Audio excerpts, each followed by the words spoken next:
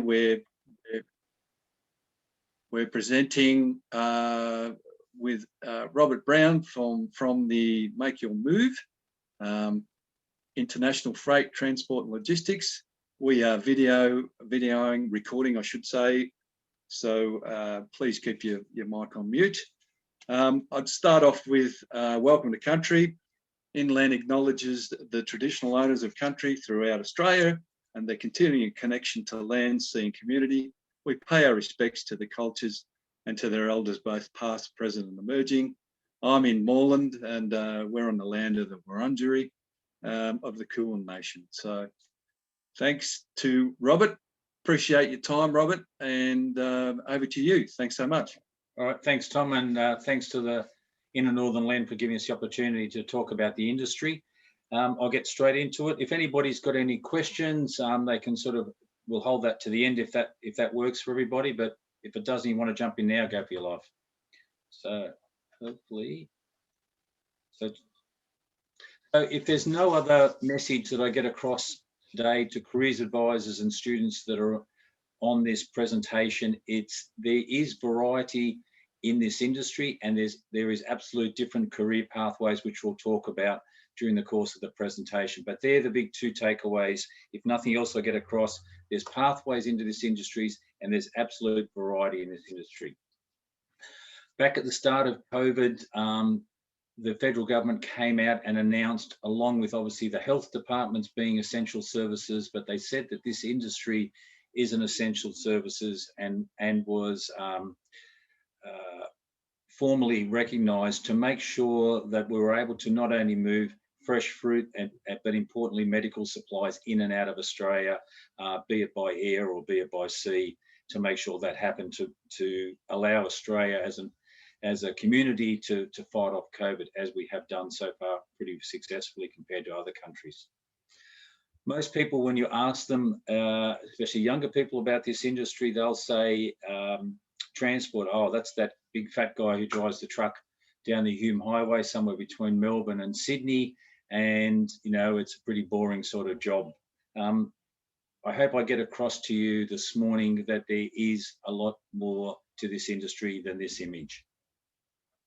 A couple of examples of what this industry represents, just to take your mind away from that fat old guy in the truck, is that everything that you're buying on e-commerce, on Amazon or at Officeworks online, even Uber Eats, this is all logistics. This is all connecting with smart technology, with drivers, with warehouses, with project people to make sure those processes work. So when you go home from school today and you decide that you want to get a new cap or a new t-shirt, you grab mum or dad's credit card, you place an order. A couple of days later, you come home from school and there's a little parcel waiting on your doorstep.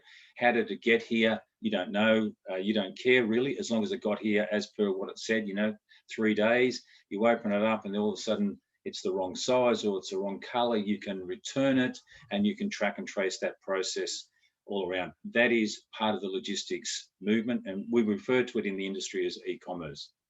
Another example, very topical at the moment, is just the movement of, this is an organization called Quickstep. It's a global organization that does nothing else than move pharmaceutical and medical products around the world. So they've been doing it for years and years and years, and just imagine how busy they are right at the moment, not only to moving the PPE equipment around the world, but importantly at the moment, the most important thing is to get those vaccines around the world. Now, getting the vaccines to a GP or a medical centre in Brunswick, in Melbourne, maybe that's not too difficult, but trying to get it to a GP, say 300 kilometres outside of Alice Springs, that takes a little bit of organisation and a lot of thought process and planning, because with these vaccines, they have such a short life cycle once the temperature changes. Another example of this industry is show group. Their job is only to move around theatre, rock and roll bands around the world. So if your favourite band is doing a world tour, who do you think makes that happen for them? It's not the band members or the band manager who make sure all that equipment, the stage setting, their actual musical equipment gets moved around. It's an organisation like Show Group who's responsible for doing that. So, you know, the band might be based in Los Angeles. They come to Melbourne to play at the MCG. Then the next event is in Auckland, and then the next event might be, say, in Johannesburg in South Africa. These organisations for big bands, you know, they'll be chartering a whole aircraft to move the whole production and the crew and the entourage around the world. Importantly, the Defence Forces in any country, but let's just talk about Australia. The two images really on the right-hand side is moving, you know, aid to countries that are having some issues, or B, the one on the left is really talking about an issue that happened back in Iraq, where the report came through that we had defence personnel on the front line who didn't actually have the critical supplies to fight the war, unfortunately, and to make sure they were fed and watered and clothing, and, you know, more ammunition turned up. So that actually became a major issue. So the whole project management, the logistics of that was an absolute stuff up. Lastly, just as a last example, is just Australia being an island. One of our greatest products we've got is our fresh fruit and vegetables, our meat, our seafood that we're able to export overseas to countries that aren't as fortunate as our country in terms of the products and the quality of them. So there's organisations that do nothing else than make sure that we move meat to the Middle East, or fruit and vegetables, or wine or something like that overseas to Europe. I hope I'm making some sense to everybody on the call. There's just some more variety of different types of employers in this industry. I won't go through them, and I'm happy to send Tom and the team at Inner Northern Land a copy of this presentation later on if they want to pass it on to any of the careers advisors or students. Importantly, this industry, you can be an employee, you can come into this industry as a casual, a part-timer, a full-timer, or a contractor. So there's variety there. But importantly, the employers, so the people that you're going to be working for, they could be anything from a small family business of, you know, 8, 10 people, and maybe that's your type of personality that you'd like to be involved with. You don't want to work for a larger organisation, but if you do, then you go to the other end of a global organisation that are represented, you know, around the world in major cities, and there's great opportunity to move around and do some travel, which I'll talk about in a moment. I'm just going to play this video, and hopefully it works for everyone. Working, Tom? At the start of year 12, I really just had a look around a couple of courses, and international trade popped up, and I did a bit of research on it. And yeah, from then onwards, I realised I definitely want to join the industry.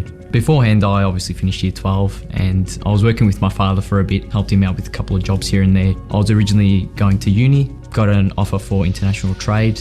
A lot of people were saying that after 4 or 5 years after they complete their uni course that they were unable to find a job. Looked around, and, you know, I was looking at, you know, where our shoes are made, where our clothes are made, where everything is made. It's completely overseas. That's a good thing about the import industry. You know, there's so many opportunities everywhere. You know, if you don't like one part of the area, you know, you can go to another part. I wanted to not do the same thing over and over again, try something different every day, you know, different scenarios. I think the main thing that I've learned is communication. I think that's the #1 thing in freight forwarding. When you walk into the office every day, you know, you're happy to go into the office because, you know, there's always something different, something new that pops up. I'm happy where I am at the moment. It's fantastic here. I love everything about it. I think the main thing is I've given it a try, and I've really liked what I've done, because and now I actually get a feeling at the start, and I go, okay, do I like this or not? I guess it worked out for me, and I definitely really enjoy the industry. In terms of pathways into this industry, which I mentioned right at the start, there's very different pathways. So let's just look at the left-hand side, and then we'll come to the right-hand side in a moment. But through this industry, you can come in and do some work experience. You know, maybe a week during the school holidays, you might just want to test it out and see how it goes. We do offer immersion days or virtual days where, for example, we'll take students who might be interested let's say a busload, let's say about 20, and we'll take them, say, to the Port of Melbourne, and we'll have a look at what's happening there. We'll get out of the bus and, have a look around at the Port of Melbourne and the operations there, then go out to Melbourne Airport at Tullamarine, and then we'll take you to a logistics facility and just see that in operation. And we'll have, at the end of the day, someone from either TAFE Victoria or one of our traineeship organisations to come and talk to you about, the pathway in from a process point of view. Or you can come into this industry completely to be skilled. So finishing year 10, for example, don't want to go on to year 11 or 12, or you might have gone on to year 12 and, as Jonathan just mentioned then, tried something different, might have then been now 20 years old, a little bit disengaged, and decide that you want to come into this industry. A way that I try and get that message is you can come and it's a bit like going to the Olympic pool in your neighbourhood. You can go down to the deep end of the pool and jump off that blocks and hope you can swim and have a crack at it, or you can go in the shallow end and sort of be guided through that process. You can go either way. Or you might go and work for an organisation, let's say like one of the ones previously I had, which was, say, Woolworths, and do a company cadetship in logistics. Or you might be addressing it through a school-based apprenticeship traineeship. There's two organisations, we call them RTOs, registered training organisations, that offer traineeships, and they only do the traineeships in our industry. So they're not, these organisations, My Freight Career and Future Force, aren't doing the traineeships in hospitality or bricklaying or hairdressing or whatever. They only just do it in our industry and have been doing it for in excess of 20 years. What happens there is they'll put you inside one of the host companies from our industry for about 2 years. While you're in that host company, you might spend 4 months in the sales department, 4 months in the warehouse, 4 months in customer service, 4 months in the export department, for example. So you're getting on-the-job training. At the same time, you're getting paid. And at the same time, the registered training organisation, My Freight Career or Future Force, will be providing you with the qualifications in a Certificate 3 in freight forwarding or Certificate 3 in logistics or whatever, depending on what you're after, and it's exactly the TAFE course. So at the end of that 2-year period, assuming you've passed your qualifications, you will have to sit exams just like you would at TAFE or university. As soon as you pass, then the host company, assuming they like you and you like the host company, they'll offer you full-time employment, and then you're away on your career, similar to the process that Jonathan was going through in that previous video. Or you can go to TAFE and do one of those certificates I just mentioned before, or you can go to university. So very different pathways to come into this industry, whatever works for you. But importantly, forget the pathways for the moment, just focus on the right-hand side. And really, you might be sitting there saying, well, I've got no pre-skills, and I don't want to jump in the deep end of the pool. I'm not that great a swimmer. I'm not sure I want to go to TAFE. If you wanted to just think about it, we're looking for these type of attributes that I've got down the right-hand side. And we're not saying that anybody who's 16, 17, 18 or 22 or even 52 has all these attributes, but there's some of the attributes that we're looking for in our industry. So I'm sure you're looking at them now and even thinking, yes, I'm a good communicator. And that's one of the things that Jonathan said right at the end of his video. Or, I've been fortunate enough through my family to do a bit of travel overseas, and fortunately, I speak a second or third language. So you've got attributes right now sitting in your classroom, or if you're at home. In terms of some of the options, the traineeships, which we talked about, they're just some of the host companies down the left-hand side. In the middle is some of the courses that TAFE offer in the industry. So there's different courses depending on what your interests are, or you can go through some of the universities around Australia that might allow you to come in and do a degree in logistics, for example, or you might just do a degree in business, and then from there decide that, hey, maybe logistics is something I would like to get involved in. So different options. Some of the starting salaries, depending on whether you're unskilled or whether you're going to university, just to give you some idea of when you get going of what sort of money that you might be looking at.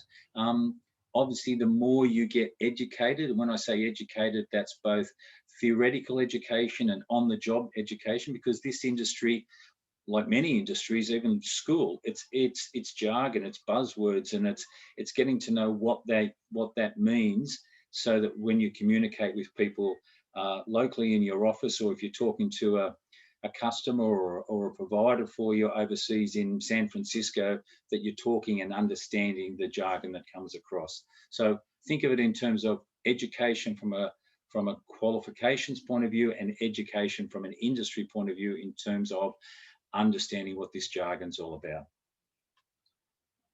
In terms of career options, I've highlighted in red, because that was the image we had right at the start of the presentation, is that heavy vehicle, fat old guy driving the truck down the highway. But as this slide's trying to show you, there's a lot more different options out there for you.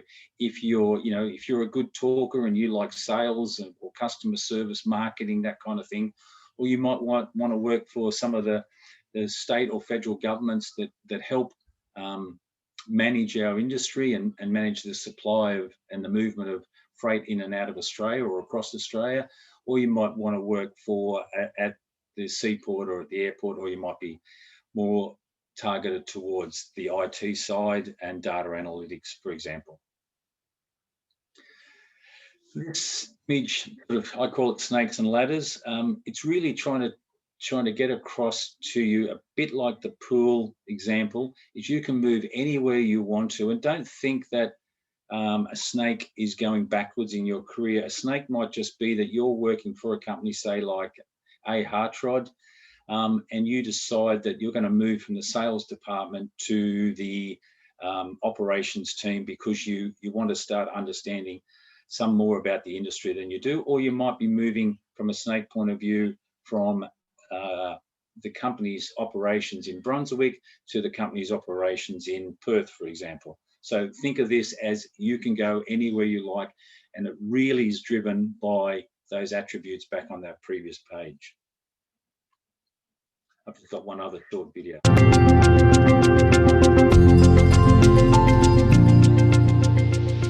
So I actually went to art college. I had nothing to do with freight forwarding at all, completely other side of the spectrum. So management kind of turned sour at my old job, and I didn't really enjoy it as much. I didn't find myself being in hospitality forever. I saw my freight careers and I just thought, what the hell, I'll apply for it. With traineeships, especially at Kuehne+Nagel, they try to get you in different departments. So one day you could be doing operations, in a few months you could be doing cartage or customer service. With any job you're in freight forwarding, it's a serious thing. It matures you, it grows you as a person in your professional style and your personal life. Down the track, if I wanted to move to, say, Bahamas or Fiji, I could literally talk to my human relations and just ask, and they'll be like, yeah, go, sweet, because there's an office in every single city, every country in the entire world. Chloe makes a really good point at the end there about, she could go to the Bahamas or she could go to Fiji. So let's just think about that, because that was the sort of message I was trying to get across with this to some degree with the snakes and ladders.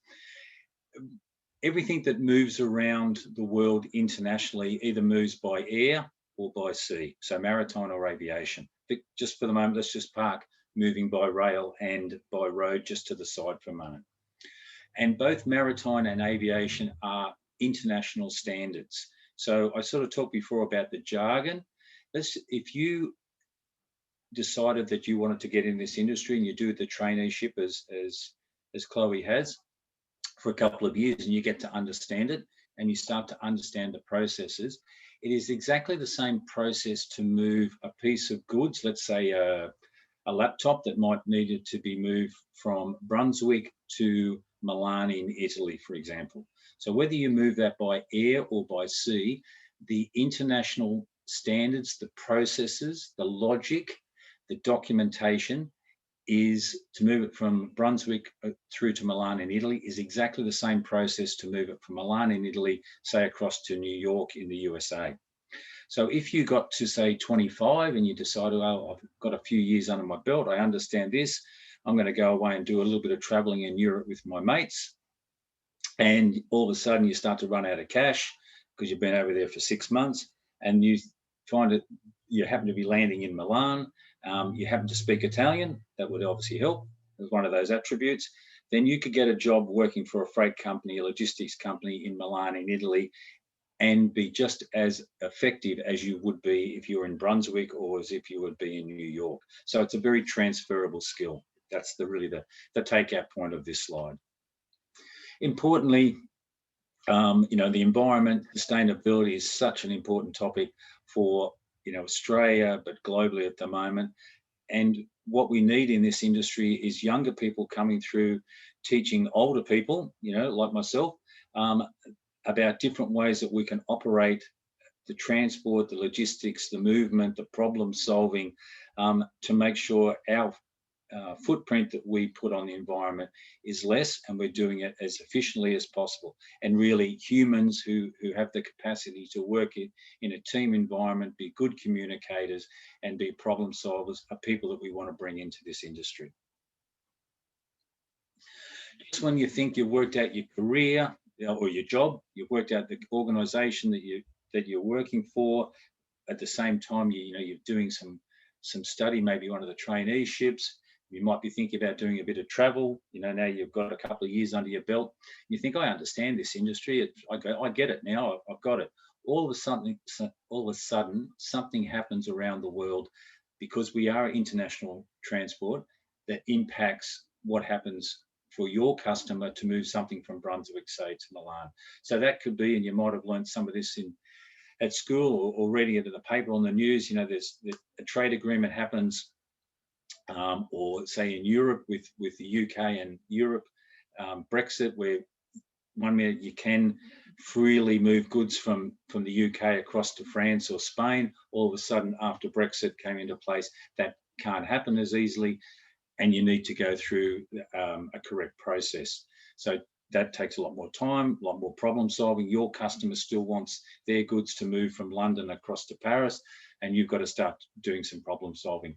There might be some issues with North American trade borders, especially when, say, Donald Trump was the president of the USA, and how he treated, say, somewhere like Mexico in terms of allowing people and trade to come across those borders. He was talking and did build some walls. Pandemic, common sense, what's happening right at the moment, how that's impacting all of us. A change in the exchange rate. You see that on the news every night. Every night they talk about what's happening with the exchange rate, because a small movement in the exchange rate up or down can make a huge difference to your customers' ability to sell their product. Let's say it's fruit and vegetables going across to Asia. Some change in that exchange rate, all of a sudden they can sell more product or they can't sell more product, because obviously the exchange rate change. Environmental impact, I talked a bit about that in terms of our footprint, but obviously we've had, unfortunately, in Australia, some fire and floods and droughts, and that obviously affects some of the ability to grow the product that we need to be able to export. Natural disasters, some of those things like tsunamis and those kind of things that happen in other parts of the world. Or there might be a government or a political change. Obviously, industry is very interested in Australia if there's a change in the government. At the moment, we've got a Liberal national government, but if that becomes a Labor government or something else, that might have a completely different impact on some of the trade agreements that go around the world. And obviously, if there's a war, i.e. the example we've got at the moment with the Palestinians over Gaza Strip, and how that's impacting that area of the world.